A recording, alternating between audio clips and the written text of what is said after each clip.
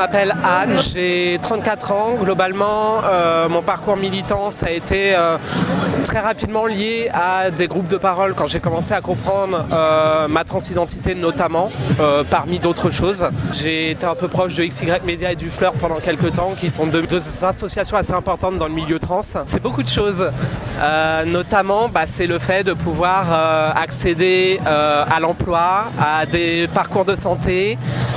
C'est énormément de choses auxquelles on pense pas forcément dans un premier temps quand on parle de nous en fait. On parle beaucoup de reconnaissance, de choses comme ça, et en vrai c'est des choses beaucoup plus concrètes qu'on revendique et qu'on cherche.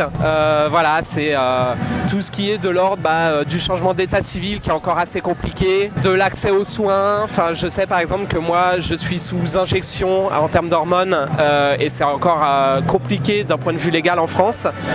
Donc voilà, c'est toutes ces petites choses-là qui réunies font qu'on a encore un peu l'impression d'être dans un pays qui se préoccupe pas trop de nous. Un peu l'impression d'être laissé pour compte, d'être invisible, d'être transparente. On parle très peu de nous, y compris à l'Assemblée nationale. Quand on parle de nous, c'est en général plus comme un espèce de phénomène de mode et pas réellement pour se préoccuper de nos existences réelles. Pour le moment, j'ai l'impression qu'on est dans cet entre-deux qui débouchera à terme sur plus de droits, et j'en ai la certitude, mais qui actuellement est peut-être un peu compliqué à vivre.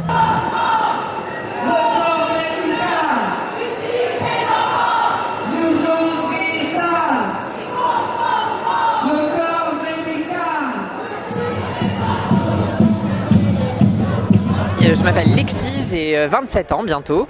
Je suis chercheuse en histoire de l'art et en anthropologie du genre. Et en fait, j'ai aussi créé un compte Instagram où je parle de transidentité, de transphobie en utilisant ce parcours universitaire parce que je crois que les questions sociales, les questions de genre, c'est des sujets qui doivent être des sujets de recherche. Il y a énormément de choses à tirer en archives et que ça éclaire aussi la situation des personnes trans aujourd'hui dans notre société contemporaine. Donc j'ai voulu mêler les deux dans mon parcours militant, et j'essaye aussi de faire de la pédagogie pour les personnes cisgenres parce que on a beau avoir beaucoup de chance de pouvoir faire communauté, si on n'a pas aussi la capacité et la possibilité d'éduquer la majorité, on restera une minorité qui s'en prendra plein la gueule, et je crois que le but c'est de sortir de ça, quoi. L'autonomie, c'est le fait de pouvoir ne pas avoir besoin de dépendre d'une majorité pour exister en tant que minorité, ce qui veut dire qu'on soit reconnu dans notre spécificité. C'est l'exact inverse de l'assimilation qui nous demande de nous écraser et de nous vraiment contraindre pour ressembler le plus possible à la majorité. C'est cette politique d'assimilation qui est celle de l'État français envers toutes ces minorités, les minorités racisées, les minorités sexuelles, les minorités de genre. Et en fait, c'est une politique qui ne fonctionne pas parce qu'elle empêche l'existence, elle empêche de remplir des besoins qui sont spécifiques, qui existent même si on n'en parle pas. Donc cette autonomie, c'est le fait de pouvoir nommer des besoins spécifiques, y répondre et exister à égalité avec la majorité. Ça me semble être la seule solution viable en fait. Elle est effrayante, elle est loin d'être aussi positive qu'on veut le faire croire en se cachant derrière le fait qu'il y a de plus en plus de visibilité et de représentation. Il y a de la visibilité qui gagne dans les représentations culturelles à la télé, dans les séries, le cinéma, c'est vrai. Néanmoins, c'est des représentations qui servent un peu d'écran de fumée pour faire croire que les choses vont mieux et qui en fait se suivent pas de changements d'ordre sociétaux, d'ordre politique. L'inégalité de loi, elle existe toujours, et en fait tant que ce noyau-là il sera pas réglé, toutes les représentations du monde serviront juste à donner des illusions de positivité. J'ai même peur en fait qu'on soit dans un moment de recul quand on voit à quel point la campagne présidentielle qui vient de se terminer, elle a utilisé les personnes trans comme des ennemis, comme vraiment des sortes de façades pour faire peur. Emmanuel Macron, qui vient d'être élu, a déclaré qu'il voulait pas qu'on parle de sujets LGBT dans les écoles, alors que l'opinion publique en France à 65% y est favorable. J'ai peur que le monde politique continue de nous utiliser pour maintenir en place une question d'ordre, de contrôle. Donc je suis pas très optimiste. C'est complètement la ligne du quinquennat précédent. Alors Emmanuel Macron a dit qu'il voulait un nouveau quinquennat, qu'il voulait des nouvelles bases. Non, manifestement, les premiers signes qu'on a montrent que ça va être dans la continuité d'une politique de contrôle, de diabolisation. Sur ma pancarte, j'ai écrit « Suicide trans, urgence globale ». La question des suicides trans, elle fait partie de ces questions justement qui sont de plus en plus rendues médiatiques. Et en même temps, pour moi, c'est vraiment le symbole de cette situation à deux vitesses où on parle de plus en plus des personnes trans, mais on en parle mal. on parle des suicides trans comme d'un sujet qui serait en même temps pas si triste que ça et qui en plus serait un peu inévitable. Parce que les personnes sont trans, elles se suicideraient. On oublie complètement les questions de transphobie sociale, de discrimination qui sont en fait la cause. Il n'y a aucune remise en question de la majorité cisgenre. Et pour moi, cette question, elle cristallise un peu à quel point on fait face à un mur. Et c'est aussi tristement d'actualité parce qu'encore hier, on a appris le décès d'un de nos frères, 15 ans. À 15 ans, on devrait être en train de faire la fête. On ne devrait pas avoir l'impression qu'on n'a pas le droit d'exister. Donc c'est ce qui m'a fait choisir ce slogan-là.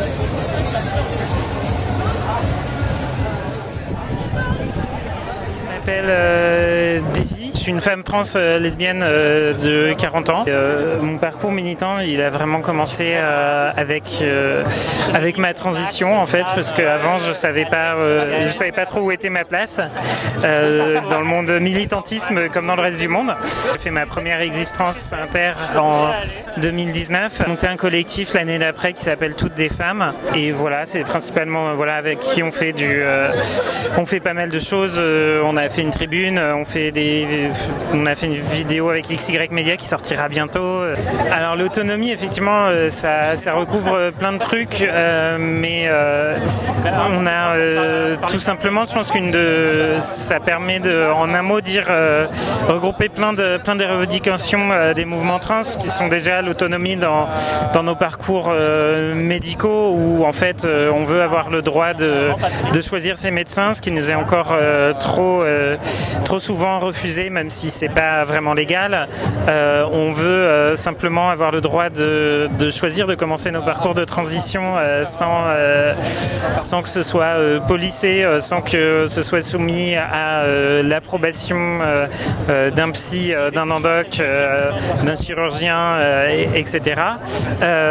Et puis c'est la même chose par rapport au changement d'état civil et toute la transposition administrative et aussi plus largement le fait que pour ce qui est des questions trans, en fait on entend beaucoup parler et discuter des personnes cis, que ce soit dans les médias, dans les milieux académiques et même on peut dire dans nos familles et en fait on voudrait qu'on nous fasse un peu confiance, on sait ce qu'on veut, on sait ce qu'on fait et on le fait pas à la légère et en fait quand les personnes trans ont un peu d'autonomie, en général ça se passe bien.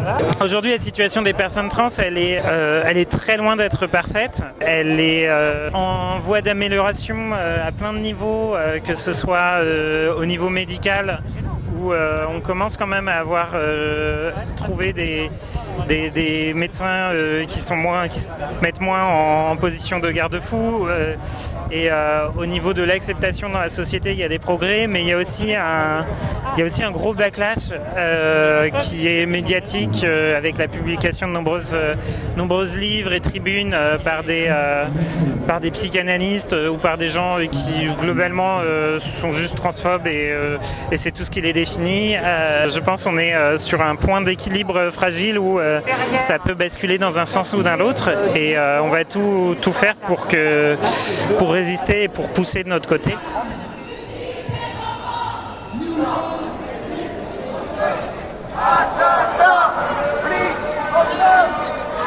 Moi je suis Pierre-Etienne, je travaille dans le jeu vidéo et je fais partie du syndicat des travailleurs et travailleuses du jeu vidéo. Moi je suis venu à la militance parce que en fait avant je bossais dans l'informatique, ça s'est mal passé, j'étais en burn-out. En fait en revenant au jeu vidéo c'est là où je me suis dit c'est des cycles que je tourne en rond et j'ai besoin d'un truc. Les parties classiques j'ai du mal parce que bon voilà.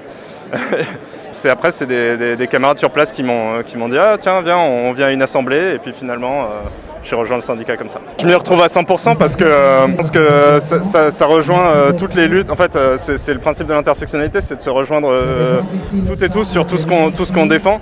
Et la première défense qu'on fait c'est les gens s'autodéterminent, les gens prennent leurs propres décisions plutôt que d'avoir quelqu'un qui va t'expliquer que t'es pas ceci, cela, que tu mérites ceci, cela.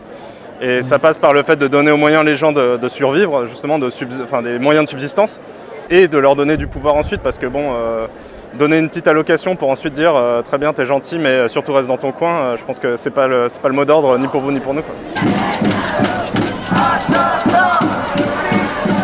Je m'appelle Louis. Loulou parfois sur Instagram et TikTok, j'utilise les réseaux pour parler de la transidentité, essayer d'éduquer surtout les personnes cisgenres, mais aussi essayer de donner de plus d'informations sur la transition, le milieu médical pour mes adelphes. Et aussi, je parle énormément de mon identité en tant que personne noire et racisée. La situation des personnes trans en France, je la trouve grave dans le sens où on n'est pas les pires, parce que si on regarde certains autres pays où on ne peut même pas exister sous peine de mort ou de prison, on va dire qu'on n'est pas les plus mal lotis, mais il y a quand même une grosse hypocrisie parce qu'en fait c'est que de la tolérance en France. On nous fait croire qu'on a des droits et qu'on est en sécurité, mais au final quand on regarde de plus près, toutes les institutions sont transphobes et il n'y a aucune sécurité nulle part, il n'y a aucune prise en charge, il n'y a aucune écoute, c'est vraiment un total contrôle sur nos transitions et rien de plus, quoi. Pour moi l'autonomie en tant que personne trans serait, comme je l'ai dit, en fait une liberté totale en fait sur nos transitions, c'est arrêter tout ce suivi psychologique dont on n'a pas besoin, comme pour attester qu'on est sain d'esprit, qu'on sait ce qu'on veut, on a besoin de quelqu'un d'autre, surtout une personne cisgenre, pour nous dire oui ou non. Donc en fait, ce serait la fin de tout ça en fait, vraiment. Pour moi, le terme militant, il est vraiment très fort. Ce serait vraiment quelqu'un de très engagé qui passe vraiment énormément de temps à faire des actions pour la communauté. Certains diraient que je suis militant par rapport au contenu que je fais, qui est quand même assez lourd et qui me demande énormément de temps. Pour moi, le terme militant, il est tellement fort que je pense pas avoir le mérite de me dire militant. Pas pour l'instant, en tout cas. Je dirais, ce genre de rassemblement, déjà, c'est super important parce que ça nous permet d'avoir une visibilité pendant peut-être un court instant, parce que sur toute une vie, c'est pas grand-chose les heures qu'on va passer ici, mais c'est déjà très important tous ces rassemblements. Et puis, bien sûr, qu'on nous donne plus de visibilité, en fait, tout simplement. Et ça vient des personnes cis, que ce soit à la télévision, les interviews, les documentaires. Il faut que ce soit réalisé avec nous, pour nous, à travers nous, et que ce soit moins fétichisant et plus vraiment sur ce qu'on vit au quotidien et pas sur nos corps ou comment on transitionne de façon entre guillemets spectaculaire, quoi. Être racisé, c'est en fait encore une autre case en dessous, en fait, dans le sens où déjà être trans dans la communauté LGBT, c'est une case à part parce que la communauté LGBT avec le T n'existe pas vraiment aujourd'hui, donc on est déjà une case à part. Ensuite, une personne racisée, c'est encore une autre case à part parce qu'on va pas se mentir, un mec trans blanc ne vivra pas les mêmes problématiques que moi. Lui, il va accéder à une certaine position dans la société grâce à un possible passing, etc. Moi aussi, d'une certaine manière, mais je rentre aussi dans une case qui est plus difficile, rien qu'au niveau des contrôles policiers. Avant, je me faisais pas du tout contrôler avant de transitionner. Maintenant, c'est juste horrible. C'est un contrôle tous les mois et c'est des contrôles qui sont assez violents. C'est toujours une peur, une boule au ventre quand on croise la police. Donc, en fait, on vit pas les mêmes problématiques, c'est un fait. Donc, c'est assez compliqué et il y a peu de visibilité en plus pour ça, parce que souvent, quand on regarde la télévision, les choses comme ça, les parcours qu'on va montrer, c'est souvent des personnes blanches, trans, et très peu de personnes noires, arabes, trans, avec des parcours un peu compliqués et avec une culture qui rend difficile aussi l'accès à cette transition.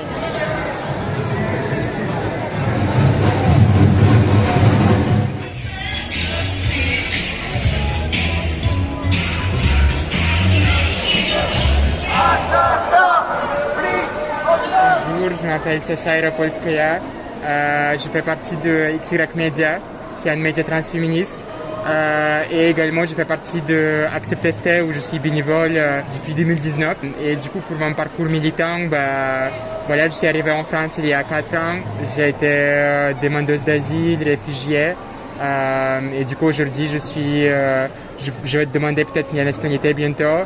Et du coup, mon parcours militant il est directement lié avec mon parcours d'immigration. Parce que c'est en arrivant en France en tant qu'immigrante que j'ai vu directement, à la fois à travers mon expérience, mais aussi quand je suis arrivé à l'association Accept ST, toutes les difficultés des parcours d'immigration et de transition auxquels sont confrontées les personnes trans migrantes. Et du coup, c'était le début de ma politisation trans, de ma politisation féministe, de ma politisation antiraciste aussi, parce que tu vois directement le niveau de précarité, le niveau de menaces matérielles, existentielles à laquelle sont confrontées les personnes trans les plus précarisées et marginalisées dans la société française. Du coup, c'est avec Acceptestec où j'ai appris vraiment pour la première fois qu'on peut s'organiser entre personnes trans et que ce n'est pas parce que nous sommes précaires ou parce que nous sommes stigmatisés ou à l'écart de la société que nous n'avons pas de force politique. Parce que une fois qu'on se forme en collectif, il va y naître une force politique éventuellement. Et je pense qu'Acceptestec en témoigne. Aujourd'hui, c'est la plus grosse association trans en France. Avec plus de 10 salariés, avec énormément d'actions, avec des partenariats avec des institutions, etc. Et je pense aussi la taille de la manifestation aujourd'hui témoigne aussi de la force militante trans qui a Acceptestec, mais aussi d'autres collectifs trans. Même après 2 ans d'absence, on voit, j'ai fait un time-lapse de la manif, on voit plus de 10 000 personnes, à mon avis subjectif, c'est vraiment beaucoup de gens. Et du coup, on voit que la communauté trans ne relâche pas, la communauté trans continue de militer, de s'organiser. Comment je décrirais la situation des personnes trans en France? En premier lieu, elle n'est pas pareille pour tout le monde. En fait, il y a plein de caractéristiques sociales qui déterminent notre expérience d'être trans en France aujourd'hui. Donc, par exemple, une personne trans qui est blanche, qui est de classe moyenne, qui a des papiers français, etc. Son parcours de transition, sa vie en tant que trans, souvent, ça n'a rien à voir avec celle des personnes qui ont dû immigrer, qui sont séropositifs, qui ont des conditions médicales chroniques, qui sont confrontées à la xénophobie, au racisme systémique de l'État français. Donc, on ne peut pas résumer simplement la situation des droits des personnes trans parce qu'elle est vraiment variée. Mais du coup, ce qu'on peut dire, c'est que aujourd'hui, en tout cas, on continue de voir les expulsions des personnes trans migrantes, alors que même elles peuvent être séropositives, alors même qu'elles peuvent être persécutées dans leur pays d'origine, alors même que dans leur pays d'origine, il n'y a pas de solution pour le VIH ou pour d'autres maladies chroniques qu'elles peuvent avoir. Et donc, la situation, malgré le fait qu'il y a une prétention du progressisme libéral de la part du gouvernement de Macron, la situation elle reste drastique, elle reste vraiment urgente pour les personnes trans les plus défavorisées et pour les personnes trans françaises, même blanches de classe moyenne, il reste quand même énormément de difficultés. C'est ce que soulignaient les militants aujourd'hui, c'est la judiciarisation de la transition, c'est la psychiatrisation, c'est le contrôle sur les corps, c'est le contrôle du corps médical sur nos vies, c'est aussi les rhétoriques transphobes dans les médias, dans les bouches des politiciens, c'est le fait que notre communauté est prise pour cible, c'est le fait qu'on est démonisé, diabolisé par les médias. Donc il y a beaucoup de choses qu'il faudra mettre en place, qu'il faudra lutter pour obtenir. Comme disaient les gens aujourd'hui, il est urgent de supprimer la mention du sexe à l'état civil, il est urgent de légaliser les injections féminisantes d'estrogènes, de rembourser l'intégralité du parcours de transition. C'est ça aussi une des principales caractéristiques des droits trans, c'est qu'on vit dans une société capitaliste et en fait pour transitionner, il faut investir beaucoup d'argent de nos propres poches. En France, on a la chance d'avoir la sécurité sociale, mais tous les ans, ils abîment ça de plus en plus. Tous les ans, ils abîment l'hôpital public. Et en fait, le projet politique des gens qui gouvernent cette société, c'est transformer la France en enfer capitaliste comme les États-Unis, où en fait notre moyen de transitionner, c'est créer des cagnottes une par une et collecter de l'argent, demander en fait de mendier à la société les non-transitions, le coût exorbitant de nos transitions. Et ça arrive déjà en France, les gens créent déjà des cagnottes. Heureusement, une partie de notre transition est couverte par la sécurité sociale, mais on doit réclamer que l'intégralité de nos parcours de transition soit couverte par la sécurité sociale. Du coup, le mot d'ordre de cette année, c'est on vise l'autonomie et pas la survie. Et dans les discours qu'on a pu entendre de la part des associations et des collectifs, les revendications qui ressortaient vraiment très souvent, c'est le fait de respecter l'expertise, respecter les savoirs, respecter les institutions indépendantes qui ont été formées par la communauté trans.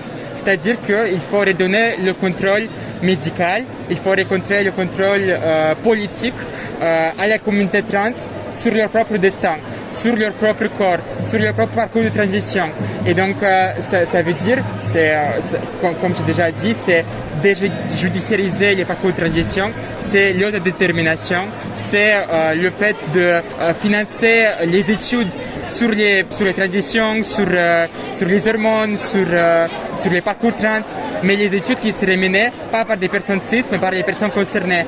Et il faut prendre en compte toutes les recommandations, toutes les revendications, toutes les exigences de la communauté trans sur leur vie, sur leur existence. Et donc, quand on parle du fait qu'on vise l'autonomie et pas la survie, ce qu'on veut dire, c'est qu'on ne vise pas simplement des petites miettes, parce que c'est ça que fait fois après fois des différents gouvernements, soit le Parti socialiste, soit le gouvernement de Macron, c'est lancer des petites miettes et créer une illusion du progrès incrémental, progressif, petit à petit on va y arriver. Parce que en fait on ne veut pas juste réduire les morts des personnes trans par 1 ou 2 par an. On veut que les morts cessent en fait. On veut que les meurtres cessent. On veut que les statistiques tous les ans des meurtres des personnes trans, ce soit tous les ans 0 en fait. Donc c'est pour ça qu'on ne vise pas juste la survie, on ne vise pas le programme minimum, on vise le programme maximum. Donc voilà.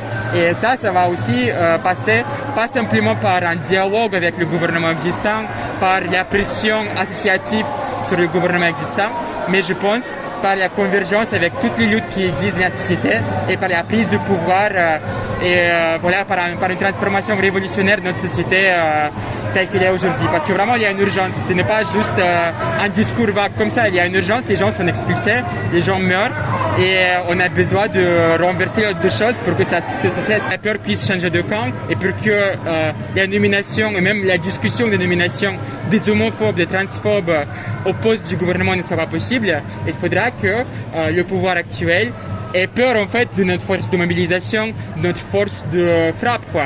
Donc voilà.